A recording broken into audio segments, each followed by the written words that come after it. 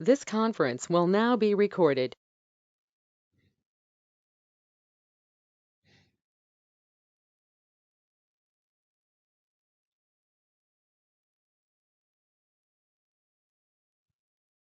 I can't hear you, Anna. Thank you. I want to welcome you to this evening's talk. My name is Anna Vanskoik. I am a librarian here at the Hopewell branch. Before we get started tonight, I do want to share some information about an upcoming program as well as things that are happening at the 9 branches of the system. In this time when misinformation is easily dispersed, critically analyzing information from generative AIs is crucial for people of all ages.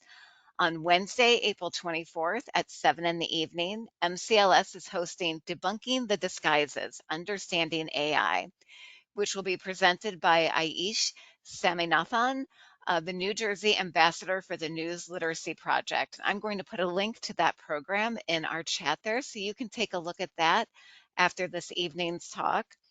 And along with the virtual programs, I wanted to invite you to visit our online calendar of events to locate other virtual program offerings, as well as events that are taking place at all 9 of the MCLS branches using the link provided in the chat. So now onto this evening's program, the reason why we are here.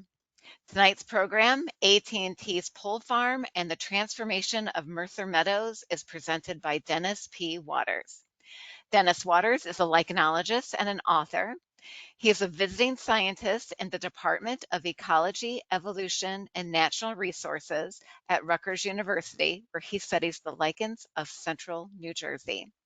He received a PhD in advanced technology from the Watson Engineering School at Binghamton University. He is a Mercer County Library Commissioner as well as the former Lawrence Township historian. So without further ado, I'm going to pass it off to you, Dennis. Thank you so much. A pleasure to be here, Anna. Thank you very much. And let's see if the share screen will work for me. Let's see what we can do here.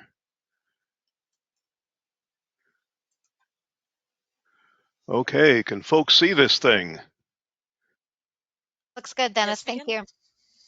All right, glad to hear it. Okay, well, this is a talk I have given before, but doing it again to record it so that it will be available in perpetuity on the Mercer County Library System's YouTube channel, along with a number of other local history lectures that I've given in the past. So, if someone you know was interested in this and couldn't make it to hear the live presentation tonight, they can go to the YouTube channel of the Mercer County Library System and find it there.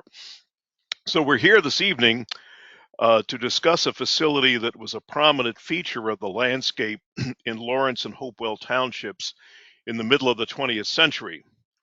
This was officially known as AT&T's International Shortwave Radio Telephone Transmitting Station, but the local shorthand for the site was simply the Pole Farm.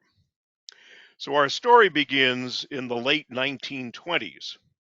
This was 50 years after Alexander Graham Bell had patented the telephone, and by this time, the new technology of the telephone had achieved a worldwide scale of about 30 million phones. So half of these phones were in North America, most of the rest were in Europe. The problem from AT&T's perspective was that North American customers could only call other phones in North America. In other words, half of the phones in the world were not accessible to Ma Bell's customers.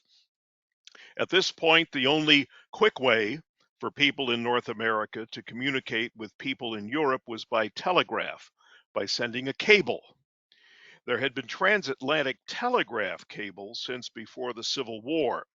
And this map shows the route of the first cable in 1858. It failed after only a month, but was replaced with a functioning cable a few years later. But the technology of the time made undersea telephone cables impractical, and it would be several decades before those technical problems could be solved. Given the state of technology in the 1920s, the only realistic option for solving this problem was radio.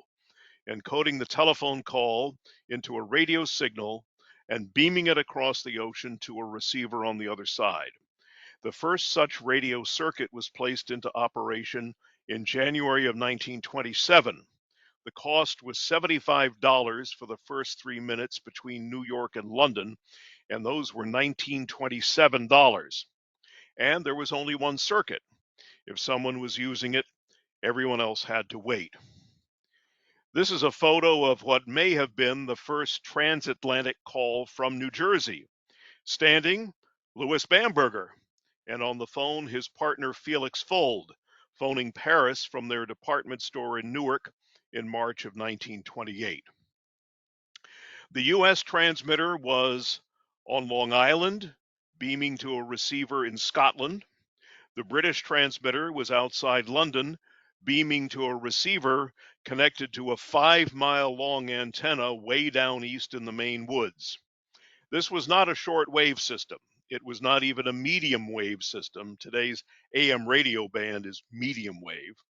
It was a long wave system with a frequency of about 60 kilohertz, which is not that much above a frequency that dogs can hear. So although this long wave system worked, the Bell Labs engineers did not see much of a future for it.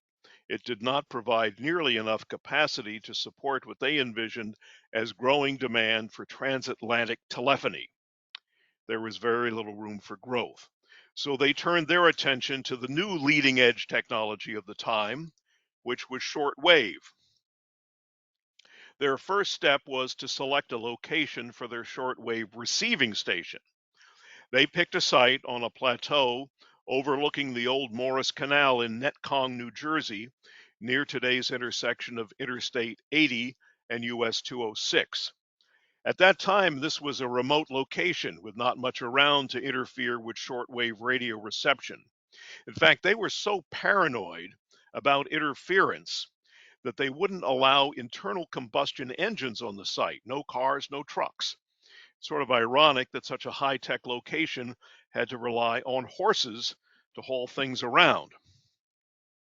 And they also began filing with the Federal Radio Commission, which was the predecessor to today's FCC, to license new shortwave transmitters. So we're now in mid-1928, and these three transmitters would eventually be installed at Lawrenceville. WMI aiming toward London, WLO aiming toward South America, and WNC also aiming toward London. They then set about selecting a location for their shortwave transmitters. So we've just been dealing with where the receiving station was. So this is the 1928 map that they used to narrow their search. They had a number of criteria. First and foremost, the transmitter could not be built anywhere near the receiver. So the receiver was here in Netcong. And the receiver, if the transmitter were nearby, would be flooded with interference from the transmitter. And for the same reason, the transmitter also needed to be kept out of the reception paths, which are these cones here, from Europe and from South America. They also needed several hundred acres of flat land that would not be too expensive and would not be close to population centers. They didn't want to interfere with the general public's radio reception. They also needed a reliable source of electric power. And finally, they needed to be close to the main AT&T telephone trunk line that runs up and down the East Coast. And Mercer County fit the bill for their requirements. And with their eyes turned toward Mercer County, they began scouting sites. In the AT&T archives, the first mention of the pole farm site was in mid-August of 1928. That's the first time the word Lawrenceville appears in any AT&T memoranda. And a week later, they had secured options to purchase the land. A few weeks after that, their engineers finished testing and pronounced the location suitable so that plans could proceed. Now, to go in and buy this much land in such a short amount of time required tremendous secrecy. The sellers were 14 local farmers, and it has been rumored that farmers like to gossip among themselves, so word could leak out very easily. And in any event, it did not take long for word to leak out, and so AT&T had to issue a hasty denial. Their spokesperson said, "I made a close personal investigation and have been officially informed that the buyer of the properties near Lawrenceville has represented himself as our agent. He is an imposter." So this is September 11th, 1928, the 1928 version of fake news. Proving that some things never change, 2 days later, they turned around and confirmed that, yes, indeed, they were buying this property, and here's what they were going to use it for. This is from the New York Times, September 13th, 1928. They closed on the purchase of all 14 of the parcels over a 2-day period, September 25th to 26th, 1928. Their lawyers were extremely busy. And this is from the real estate page in the Sunday paper a few weeks later showing the transfer. So selling to the American Telegraph and Telephone Company, AT&T, AT&T, AT&T, etc. Now, some of the farmers did lease their land back from AT&T so that they could continue to farm it. So here's the tract on a 1918 map of Mercer County. You can see the Lawrence and Hopewell Township border right here, and you can see that a number of farmsteads were in existence on the property. And this aerial photograph commissioned by AT&T shows that most of the parcel was already cleared for farming, with just a few scattered woodlots around the place. So this was the master plan, the site plan dated September 14th, 1948, which shows what they had in mind. There would be 2 buildings to house transmitters, Building 1 and Building 2. Building 1 would also contain the station's administrative offices. The site would provide 3 shortwave circuits to London and 1 to South America, to Buenos Aires and Argentina. These would be the London antennas, and this would be the South American antenna. Their goal, which was an aggressive goal, was to have the first channel to London in operation by June 1st of 1929, which gave them about 8 months over the winter to build the infrastructure and manufacture and install the equipment. So this is transmitter building 1, constructed in that solid fireproof Ma Bell style of the period. This is the smaller building, building 2. A few details of the construction. The shortwave transmitters were so powerful that the rooms containing telephone wiring had to be lined with copper sheathing in order to avoid interference. The vacuum tubes in the transmitters were water cooled and required their own plumbing systems. And I know we're told never mix electricity and water, but this is what water cooled transmitter vacuum tubes look like. There's actually hoses and pipes to carry the water around to keep the tubes cool. All of the high voltage cabinets contain state-of-the-art safety technology. The designs and technology all came from the Deal test site, which was the Bell Labs research operation over at the shore, where AT&T had dozens of engineers collaborating on different aspects of the project. But the most visible landmarks on the site were these steel towers that supported the antennas. There were 26 of them, each 180 feet tall. They were placed 250 feet apart, so that end to end, the distance was about a mile. But the towers themselves were not the antennas. They merely provided support for the antennas. So if anyone here is a user of the Lawrence Hopewell Trail through Mercer Meadows, the service road that you see right here first established the path that is now used by the LHT in the park. The antennas themselves were these wire mesh curtains that hung between the towers, kind of like shower curtains. Each radio telephone channel needed 6 of them. In early 1929, these were the state-of-the-art in shortwave antennas invented by a Bell Labs engineer by the name of Sturba. Now, one thing you should know about shortwave radio is that some wavelengths work better at night, some work better during the day, and some work better in the twilight of dawn or dusk. And with these Sturba curtain antennas, each separate wavelength required a corresponding antenna that was tuned to that frequency. So each radio telephone circuit required three different antennas, which were raised and lowered at different times of day as the transmitter frequencies were changed. The towers required an elaborate system of winches and cables to raise and lower them simultaneously. And yes, the cables, all of the wire rope, was manufactured by Roebling in Trenton.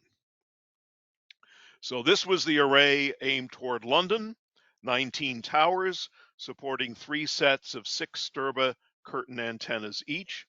And this was the tower line aimed at South America, 7 towers supporting one set of 6. Now you have to remember that while all this work was occurring at the Lawrenceville site, AT&T's counterparts in England and Argentina were busy building their own matching shortwave receiving and transmitting stations. And local infrastructure was being built. Electric power was brought in. Rights of way were acquired to bring telephone circuits up from the main New York to Philadelphia trunk. These April 1929 minutes of the trustees of the Lawrenceville School show them granting an easement for AT&T lines across the campus. One beneficial side effect of this work is for many farmers in the area, they got electric and telephone service for the first time. So in a remarkable feat of engineering and construction, in 8 short months, AT&T managed to bring the first channel to London online by their June 1st deadline. The remaining London channels and the South American circuit were rolled out over the subsequent 9 months. The first call to London through the facility was from a businessman in Cleveland, but there was more pomp and ceremony with the opening of the South American circuit in 1930, as President Herbert Hoover himself made the first call. So here is an aerial view of the site during its early years. Along here you can see the tower line beaming toward Europe, and here's the tower line beaming toward South America. Excuse me. And this is what it cost. $2,033,080, which is about $25 million in 2024 dollars, plus the cost of equivalent transmitting stations at the other ends, plus 2 receiving stations, and all of this to support only 4 telephone circuits. So it's no wonder why they had to charge what they charged. In 1929, transatlantic traffic volume increased to 47 calls a day, although it jumped to 130 calls on October 29, 1929, the day of the stock market crash. By 1930, AT&T was able to cut the cost to a mere $30 for the first 3 minutes. The Lawrenceville site quickly became a wonder of the technological world. In 1930, the site played host to 1,500 visitors, including the president's son, Herbert Hoover Jr. And no sooner had the circuit to Argentina been activated than, true to South American stereotype, there was a military coup, and the New York Times breathlessly reported that their journalist in New York had actually spoken by telephone with the new Argentine president in Buenos Aires. Then in 1931, the president in Washington conversed by telephone with Treasury Secretary Andrew Mellon, who was traveling in Paris, and this was headline news. In 1937, the site even warranted a visit from one of Life magazine's top photographers, Margaret Bourke-White. And of course, center stage were the steel towers and the Sturba curtain antennas. Now, underneath all the gee whiz popular technology was a lot of serious leading edge innovation. Engineering journals of the day provided a running account of the latest transmitters and antennas, and of greatest practical use were innovations in multiplexing, the ability to transmit more than one conversation on a single radio channel. The first of these single sideband systems was installed in 1936, which immediately doubled the capacity of the site. So here are a few of the Bell Labs engineers standing in front of Building 1. Sturba, the antenna man, is here on the end with the spats. Not in the picture are two other key members of the engineering team, Lloyd Espenscheid, who later invented coaxial cable, which all of us have in our homes today. Also, Frank Cowan was one of the team. He's the namesake of a IEEE fund that supports fellowships among young engineers. But these were the guys who really ran the transmitters. These were the radio men. Almost all of them were ex-Navy, trained in radio during the First World War. In fact, throughout its history, the Pole Farm hired almost all of its radio men from the Navy. They were well trained and they obeyed orders. The chief radio man was Herman Schoenberger, that's him right here, who insisted that everyone called him Skipper. So this photograph was taken around 1935. By this time, you can see that they had painted the towers. Today, towers are painted red and white, but then the colors of choice were yellow and black, I guess much to the delight of Pittsburgh sports fans. And there was a good reason the towers were painted. Shortly after the site was built, Charles Lindbergh moved to White Cloud Farm about a mile away on Cold Soil Road. He used the nearby farm fields for takeoffs and landings and used Blackwell Road for navigation. AT&T was well aware of the public relations disaster that would ensue if one of America's great heroes crashed into a tower. We have no record of any encounter, aerial or otherwise, between Lindbergh and the Pole Farm, though the towers would have been quite visible from his back porch, and his landing approach down Blackwell Road would have brought him very close. But it is fun to think about the close proximity between these transatlantic icons of aviation and communications. Lindbergh did not crash into the towers. The tragedy that was to befall his family was something entirely different. Lindbergh moved from Lawrenceville to his new home outside Hopewell around the end of 1931. Shortly after that, Charles Jr. was abducted, and the infant's body was found 2 months later in the woods near Mount Rose between Lawrenceville and Hopewell. The closest telephone facility to all of this was the Pole Farm, and for a few days it became the communications hub for media reports going all over the world. They even ran a phone line from the Pole Farm out to the site where the body was found. It was also used as a command post for the New Jersey State Police, whose Superintendent Norman Schwarzkopf Sr. Liked Lawrenceville a lot and later moved there. When the site was designed in 1928, the Sturba antenna was the state of the art. But the original Sturbas were not just the first, but also the last to be installed at Lawrenceville. Innovations in antenna technology were taking place at the same time, and change was rapid. It's interesting to think in our modern technological time with rapid change that in fact this was the case back in the 1930s, that change was taking place very rapidly and making things obsolete very quickly. In 1932, service to Bermuda was added using a new design called a rhombic antenna. And if you look up here in the corner of this photograph, you can see this thing. And that is the first original rhombic antenna adjacent to Building 1 that was used to transmit to Bermuda. Besides being smaller and cheaper, rhombic antennas offered many technical advantages over the Sturba curtains. This is a single rhombic viewed from the top. So each antenna required 8 80-foot poles for support, one on each corner and one sort of halfway down each side. And it occupied about 5 acres. So here you can see a corner pole and you can see the antenna itself, these antenna wires coming out from it. Bell engineers then learned that putting 2 rhombics together side by side provided even better performance. This diagram shows how directional they were. So you can see here is the location of the antenna, and all of the radio energy is being put in one direction. so they could aim this thing directly toward the city or the location that they were transmitting to, and almost all of the energy would go there as opposed to going into other places. So from 1932 on, rhombics and twin rhombics were the only antennas to be installed at the pole farm. They were supported by the poles that gave the site its nickname.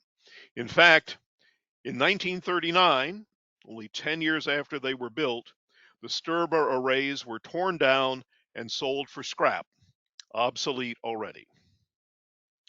Despite the Depression, call volume had increased to 50,000 calls per year in 1937. And as of 1939, with war breaking out in Europe, Lawrenceville was transmitting directly to London, Paris, Bermuda, Buenos Aires, and Rio de Janeiro.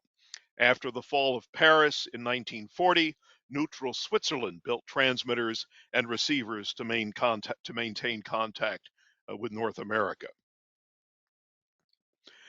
After the attack on Pearl Harbor, December 7, 1941, the British Prime Minister phoned the American president, with the U.S. side of that conversation beamed through Lawrenceville.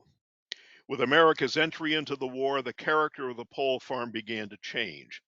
As the only telephone gateway to our allies in London, and given its proximity to the coastline, it was viewed as a target for German saboteurs who could be dropped off by submarine off the Jersey shore.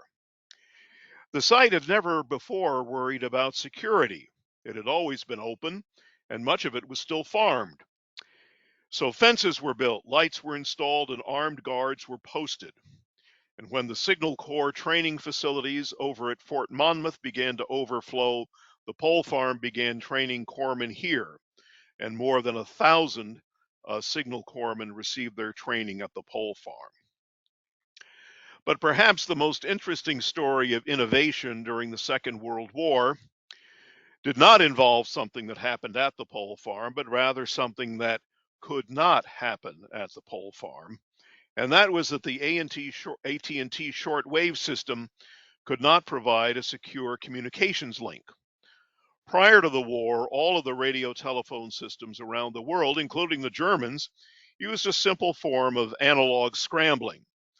It was enough to deter casual eavesdropping by amateur listeners with shortwave receivers, but it was not enough to deter a sophisticated enemy. To monitor phone traffic between the US and London, the Germans built a listening post in a former youth hostel a few hundred yards from the Dutch coast on the North Sea. Here, for example, is part of a transcript from the German archives of a conversation in July 1942 between Churchill and a Mr. Butcher in New York. This is probably Captain Harry Butcher, General Eisenhower's naval attaché.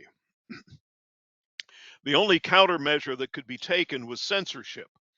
Except for the highest ranking officials, all calls were monitored by specially trained operators in London and censored in real time if the conversation began moving in classified directions. To quote from the memo, it was the feeling of the British Prime Minister that these conversations should be monitored, British experience having shown that frequently high officials make indiscreet references which give information to the enemy. As you can see from this memo, this was put into effect in early 1942. The need for secure telephone communication across the Atlantic resulted in an intensive effort at Bell Labs to develop a more advanced form of encryption. The result of their work was a system known informally as the X system, and this roomful of equipment was needed to encode and decode one end of a single conversation. In London, they installed one of these for Churchill's use in the sub-basement of Selfridge's department store.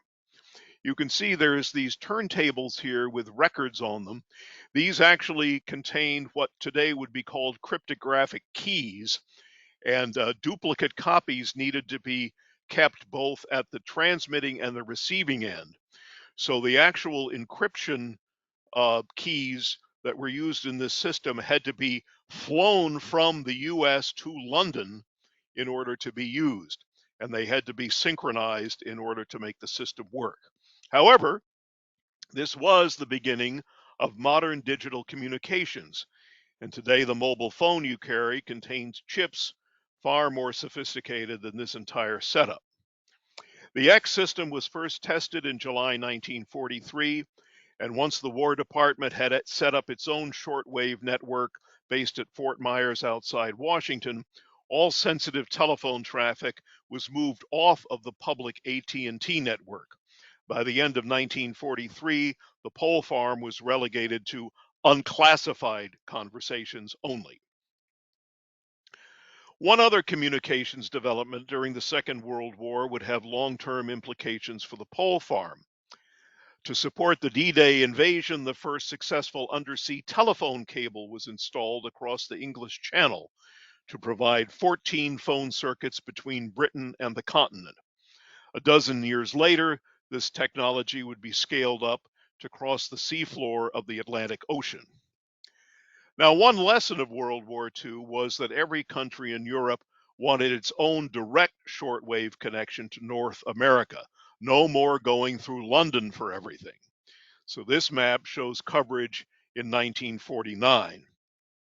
After the war, the pole farm began a 20-year run of what I think of as its golden age. Demand for international calling was growing. In 1946, AT&T added a story to transmitter building 1 to provide additional capacity.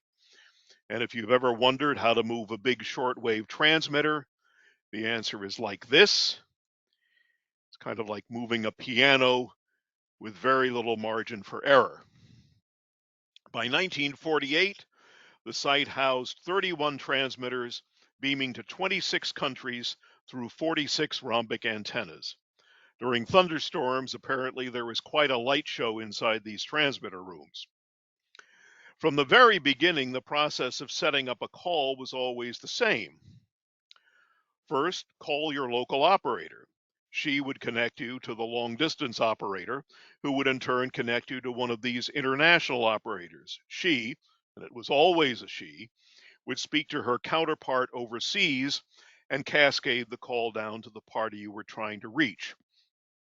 Of course, this operator to operator communication had to use the same shortwave channel as the call itself. But two operators talking to one another were not producing revenue for Ma Bell. So great effort was taken to speed up and automate the process. In 1929, it had taken half an hour to set up a single call. By the 1950s, this was down to a few minutes. In 1955, for the first time, the facilities handled 1 million calls, which grew to 2.5 million just 2 years later. In 1957, a new wing was added to building number 1 to provide space for 24 more transmitters. This is a 1958 photo of the interior of the new wing. At this point, Lawrenceville was the largest radio telephone station in the world, with a shortwave power output of 1 million watts. By the 1950s, the chief radio man was Ralph Coker. Here we see him visiting Lawrence Mayor Lloyd Carver on the steps of the old municipal building. Meanwhile, the number of antennas on the site continued to grow. By the 1960s, there were more than 2,000 poles. To accommodate the growth, the land was essentially clear-cut. Many buildings were torn down, orchards were cleared, and a few houses moved off the property. This late 1940s site plan shows that there was still an orchard and a building at the old Pearson farmstead at the end of Van Kirk Road. It also shows you the scale of these rhombic antennas. Here's an antenna. Here's another antenna here. This 1963 aerial photo shows that the orchard and buildings are gone. In all, 6 houses were moved from the site. They had been occupied by AT&T on-site management. But by the 1950s, more housing was available nearby in Lawrence, which was rapidly suburbanizing. This is one moving project from 1959, the Reed Farmstead House moving from Hopewell to Lawrence. Unfortunately, on its overland journey, it became stuck in the mud. and they had to wait for the ground to freeze that winter, and it did not arrive at its destination until 1960. Here's the same house in its new site on Cold Soil Road. There are several other houses along Blackwell Road, Cold Soil Road, and Keefe Road that were also moved off the site during this period. One other thing to note in this 1963 aerial, these white dots that you may see here are the concrete foundations left over from the old steel towers that had been torn down in 1939. And you know what? They are still there today. So with only 830 acres to work with, and with each twin rhombic occupying 10 acres, AT&T really had to pack them in. This is a site plan showing the location of the antennas, each pointing toward a different receiving city. It's on a different scale, but I like to think of it as something like this. At this point, the site had been almost completely stripped of trees, and all extraneous buildings had either been demolished or moved off site. So this is the quintessential pole farm landscape, flat and treeless with lots of poles. For those of you who know the area, this is a view from Blackwell Road. This is Building 1 down here in the distance. So you could see all the way from Blackwell Road to where Building 1 was located with no trees, nothing in between. During its peak years, the AT&T site was a 24/7 operation with a total workforce of about 60. This workforce was about evenly divided into radio men and riggers. The radio men worked inside the transmitter buildings and took care of the electronics. The riggers were the linemen. They took care of the outside plant, the poles, the antennas, and all of the connecting wires, and their base of operations was the barn at the corner of Keefe and Cold Soil Road. And here's a group of the riggers. Here we see them getting ready to install a pole near the Keefe Road entrance with Cold Soil Road in the background. The radio men all had to be licensed by the Federal Communications Commission to operate the transmitters, and FCC regulations required an enormous amount of monitoring and paperwork. This was the radio man's toolkit, but equally important was the kit of replacement vacuum tubes, which burned out frequently and had to be replaced. This was well before transistors, solid state, became widely used in transmitters. Some of the amplifier tubes were very large and specialized. The radio man's duties included mundane tasks like checking battery acid for the backup batteries. Despite what you see here, in its 45 years of operation, no pole farm employee was ever seriously injured in the line of duty. Most of the radio man's routine was taken up in tending the dozens of transmitters. Each hour, every transmitter had to have several meters read, and the readings entered manually into a log, and each transmitter had to send a station identification once an hour using Morse code. In fact, Morse code was even used to communicate with the control office in New York. All of the radio men needed both radio licenses and telegraph licenses. Another key responsibility was to change transmitter frequencies as atmospheric conditions changed throughout the day and night. The radio men used these cheat sheets to help them do this quickly because downtime cost money. And each transmitter had a card showing the frequencies that were available. These are the 5 frequencies here. This was a New York to London transmitter channel with 3 voice channels, A, B, and C, on 5 frequencies. 1963 was the busiest year for the pole farm. 6 million telephone calls were funneled through the station. And it was also the year of the last major investment AT&T made in the site, and that was this impressive diesel generator for backup power. Here you can see excavation beginning to install the diesel fuel tanks. Here they are in the ground, and construction of the new wing on Building 1 to house the generator. Here's the wing completed. This generator could supply 1.5 million watts, which was enough to power the entire facility.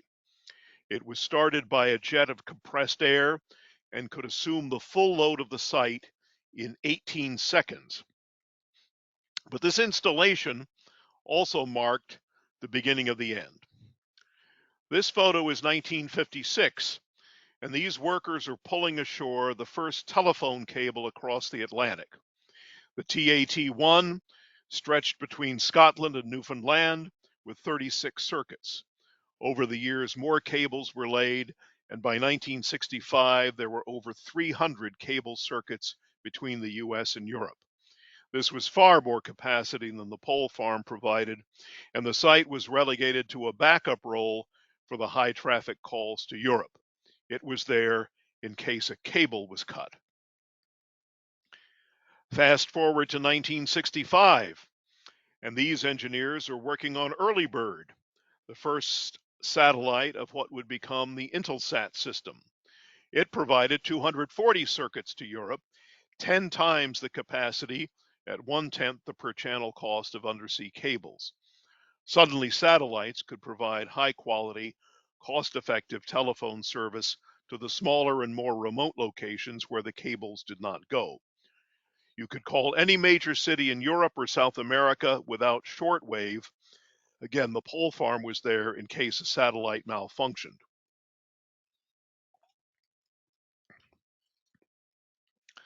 So now we're really into the end game. By the late 1960s, poles had started to come down as circuits to more and more cities were discontinued. This was the list of cities still served as of about 1970, and you can see that very few of the world's business and political capitals are represented. In 1973, AT&T made the decision to close Lawrenceville at the end of 1975, and by that time, most of the poles were already gone. The lights went out December 31st, 1975. By that time, only 13 antennas remained, and the site served only 5 cities. The only live circuit was to Guantanamo Bay in Cuba, which carried a few calls a day. Once it was closed, AT&T was quick to demolish the facility, and by early 1977, it was gone. This aerial photo is from 1977. As you can see, there is no evidence of transmitter buildings left on the site. All that remained was a single 80-foot pole left standing at the request of local farmer Charlie Bryan, who said he needed a lightning rod to protect nearby buildings. This was part of the twin rhombic that had served Tel Aviv in Israel. AT&T continued to own the site for 2 decades and leased most of the land to local farmers. One thing that AT&T might have had in mind for the site involved the New Jersey DOT's plan for the route of Interstate 95. Some of you will recall that the original route traveled through Hopewell into Somerset County, eventually connecting with what is today's I-287. Had this plan come to fruition, the pole farm tract would have become quite valuable, perhaps as the location for a shopping mall. However, local opposition put the kibosh on the DOT's plan, and by 1982 it was dead. Much of the federal money that had been earmarked for building I-95 was instead invested in improving the Route 1 corridor. So Lawrence won and Hopewell lost. Or maybe it was the other way around. In 1989, AT&T reached an agreement to sell to a housing developer associated with golfer Jack Nicklaus, who wanted to construct an exclusive community built around golf courses. However, by 1992, local opposition to this plan had built to the point that the deal was dead. The following year, local leaders became convinced that the only way to save the tract from development was through outright purchase, and so Mercer County agreed to step in. And after some political horse trading involving water towers and sewers, on January 5th, 1995, the county closed on the site for the sum of $8.6 million. But the saga was not over. The county's initial thinking was to develop the tract along the lines of Mercer County Park in West Windsor as a venue for active recreation with ball fields and golf courses. However, local preservationists did not want to exchange a private golf course for a public one, and so after several years of wrangling, the county concluded that the pole farm would be preserved for passive recreation. One interesting question concerns the impact of the site on the local economy. With only 60 staff, the pole farm was never a big employer, and despite the capital investment on the site and the revenue it generated for Ma Bell, it was never a major township taxpayer. Prior to 1929, the Lawrence side of the site was producing about $1,300 in property taxes, back when it was still farmed. That's about $18,000 in 2024. In 1930, AT&T paid about $5,800, which is $81,000 adjusted for inflation. In 1973, the Lawrence side of the site was assessed at 2.8 million, yielding a tax bill of about 47,000. That's about a quarter of a million adjusted for inflation. But in 1989, AT&T was able to join the state farmland program, which dropped the assessment from 2.4 million to 90,000. Today, as part of Mercer Meadows, the pole farm has been set aside for passive recreation, and many miles of new biking and hiking trails have been built. And interpretive displays tell the story of the site's role in telecommunications history. There are very few traces left of what went on here. You can see still in a few places some poles scattered around in the woods. And if you haven't already, I'd certainly encourage you to visit the interpretive display. However, if you travel around New Jersey, you can catch a glimpse of the history. One building from the Netcong shortwave receiving station is still in use by AT&T. And over on the shore in Ocean Gate, the shortwave transmitter building AT&T used for telephone communication with all the ships at sea was standing until recently. This building was designed based on the Lawrenceville site. These photos were taken prior to Superstorm Sandy. The remaining poles are all gone, but the building stood fast, at least until it was decided to restore the salt marsh and demolish everything. And if you visit Ocean Township, you can see remnants of the Bell Labs Deal test site, where much of the pole farm technology was developed, and there are still a couple of poles still in existence. So with that, I think I'll call it quits and thank all of the many people and institutions over the years that have helped me build this story of the AT&T pole farm. And I will, I guess, take some questions if you put some in the chat. Thank you so much, Dennis. I've seen this talk a couple other times, and it just never gets old. Because I always learn because there's so much information, and I appreciate you letting us video or record it so that we do have that for reference. Just because I think there's always something new that I learn. We do have some questions that have come in, and I do invite others to go ahead and post questions into the chat if you have anything you would like to ask Dennis before we let him go. One of the questions that came up earlier in the talk was, were there, and this is in the very beginning, about were there security concerns? Were there any sabotage issues when it was initially constructed and being used? No, there were not. It was wide open. As I said, a number of the local farmers had sold the land to AT&T and then leased it back for farming purposes. And while it was in operation, a number of farmers, I know the Bryans farm over by Federal City Road, they used to plow around the poles, and so it was wide open. It was only with the advent of the Second World War that any kind of security was put into place. Thank you.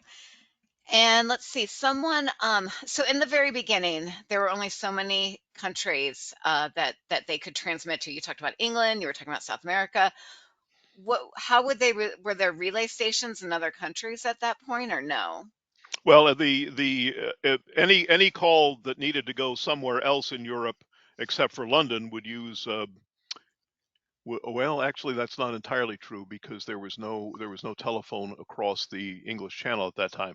So once they were going into Europe, continental Europe, going into Paris, for example, they could use the wires, telephone wires, to get the calls around.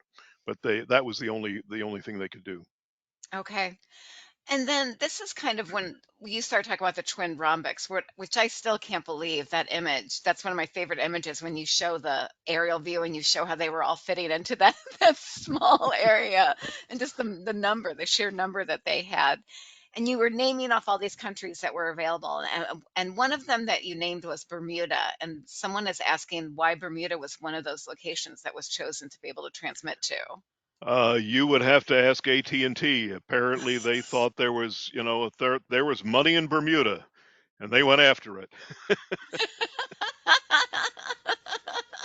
It's always about money, right?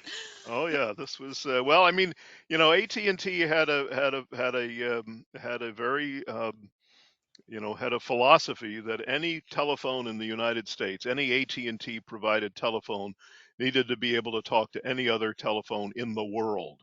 And so they built this facility and many others. There was a facility in South Florida that was similar to this that they used to transmit to the Caribbean, and also one out on the north of San Francisco that was used to transmit to the Pacific. Those came later, but they were similar and designed for the same purpose. And you were talking a little bit about some of the buildings at the end that were demolished, some of those ones that just recently were taken down. But what someone asked, why did they demolish? What was the reasoning behind demolishing the buildings at the Lawrenceville Transmitting Center? So once it went, they weren't using it anymore. What was it, because they wanted to preserve that land again, or what was the reasoning behind that? Boy, that is a great question, and I wish I had an answer to it. I have talked to people who work there. I have done as much research as I have been able to muster so far, and I don't have a really good answer for that question. The best that anybody has ever, I looked back at the tax records, and it does not appear that there was any benefit from a local property tax standpoint from tearing down the buildings. I suspect right now, my best guess, and it's purely speculation, is that this was just related to trying to keep mischief down from people trying to break into the buildings and vandalize them and so forth. Got it. Okay. And then you had talked about, someone asked, they came in late and they were asking about the poles that are still in existence. And it really is just one pole that is That's right. still in existence, and that's at the Reed Bryant farm. Is that correct? That is right. So the parking lot that's over off Federal City Road, you can see the pole there, and that's the last one. And then someone is asking, and I don't know if you're going to be able to answer this or not, but when you were showing those antenna curtains, which I had forgotten that that's really what they were kind of like, were these curtains. Um, I mean, were they easily was there any destruction from wildlife, like birds or anything?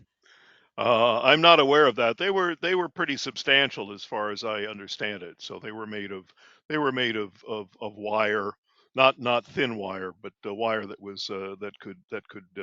withstand that sort of thing. I mean, they were hit by lightning and all that kind of thing, so Yeah. they had to be pretty substantial. And then someone was asking, and I think you touched on this a little bit, about how did Lawrenceville feel about AT when AT&T they kind of scoped it out and like, this is where we want to put the transmitting center. Well, we don't know because it was I mean, Lawrence at the early part of the 20th century, talking about the 1920s now, was a fairly rural place. The suburbanization of Lawrence had only taken place in down in the areas of sort of Eldridge Park and toward the south part of Lawrence, and the part of Lawrence near the village was very rural, and so there was not much going on there, and there was no, there were some years away from Lawrence developing any kind of municipal land use ordinance that would have restricted what could be done with the land. So AT&T had pretty much free reign from a legal standpoint to do with it whatever they wanted to do. So, Lawrence as a the Lawrence government didn't have much to say about it. Right, there's a little scuttlebutt between the farmers and them there, which I kind of Oh like. yeah. Well, the farmers did fine. The farmers were able to take take the money that they got from selling their land, and many of them just went and bought land otherwise, and bought more land nearby and continued. And then someone, oh, and then this is a little bit of a follow-up. You showed, I don't know if you showed metal towers, but you showed, I think they were the concrete bases of where those towers were, Yes. where they were located. And someone is asking, let me see here, mentioned that they were last and still standing. Where are they? Those those concrete, those bases are still there. You can see them when you go out. Yes, you can. If they've done a controlled burn or have mowed the meadows near the trail, you can see them from the trail. They're quite visible. Um, both the ones that are along that are more or less parallel to Keefe Road, which was the antenna that aimed towards South America, and also the other part of the Lawrence Hopewell Trail that runs toward Blackwell Road, and they're off they're off not that far off, not that far off. You can see them, pretty readily, as long as it's not too overgrown. Right, but that pole is the one that's at the Reed Bryan Farm, that last wooden pole. I mean, that is prominent. You can't miss it when That's you visit absolutely there. right. Yeah, It's yeah. definitely, it's right there. Yeah. And then someone asked, we learned horses were used at the corresponding receiver site to transport supplies. Was the receiver site also leased back to farmers? If so, did the farmers have to use livestock too? The receiver site was in a very hilly, rocky area. It was up on a plateau right above the Morris Canal, and that was not farmland by any stretch of the imagination. Right on the edge of the New Jersey Highlands, so that was not farmable land. So no, they did not lease that to to farmers. There's an interesting story about that property because AT&T eventually put a major sort of bomb-proof underground facility there that was to be used to route network traffic in the event. This is now we're talking about the Cold War, but in the event of a nuclear attack, and uh, and that um, and that facility, that underground facility, is now used for high security storage, and that is where the National Basketball Association keeps its entire archive of videos of all the basketball games that have ever been played. Just a little fun fact. And just to clarify, someone when you were talking about the metal towers, someone is saying that they think that those are in Deal, Deal. In Deal, New Jersey, yeah, there are Okay. still a few that are left over at the old Deal test site. So all the technology was developed at Deal, and a lot of the original testing and so forth, and before they moved it to Lawrenceville, where it was actually put into operation. And this is just a fun little thing. I actually used to tell my boys this. There's a attendee here who says that when her sister visited her in Hopewell Township, coming up from Netcong with her two young children, she told them that the pole farm is where they grew telephone poles, which I used to tell my kids as well. Well, there actually is another kind of pole farm, which is AT&T, in order to test preservatives that they would put into the wood of the telephone poles to see how they would stand up to the elements. They would have a field of poles that would have different types of preservatives put on them to see how they function, and those were also called pole farms. And someone asked where the receiver site was in England, and I think that was London, correct? Um, It was outside. They had the same constraints in England that we have Right. here, which is that you could not put the transmitter site and the receiver site too close to one another. And the transmitter site, I believe, was closer to London, and I don't actually know where the receiving site was. I would have to look that up.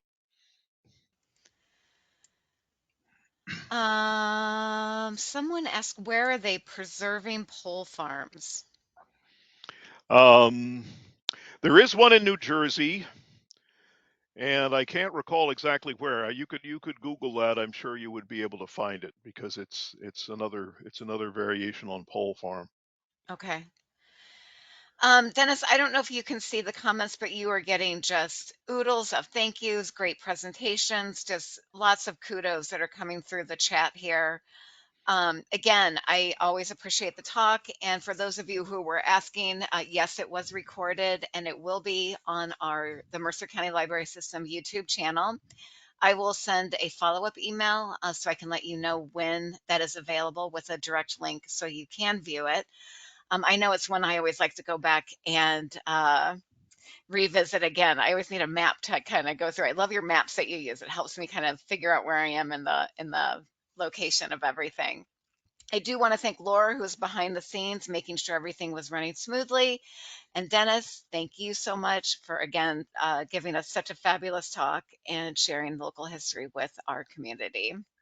My pleasure. It's always a delight, and we will be doing another talk in the autumn. I don't have the date right in front of me. I don't know if you have it, Anna, but I think it's in October, I and know we'll be it's doing we'll be October doing. Oh, do you have it there? We'll be doing a talk on the history of the 16th. the trolley systems, Yes, the trolley October. Laura system had it. that ran between Trenton and Princeton, passing through Lawrence. So that is October 16th that we'll be doing that program at 7 in the evening. Something to look forward to. Again, Dennis, thank you so much. And thank you to everyone for coming out this evening.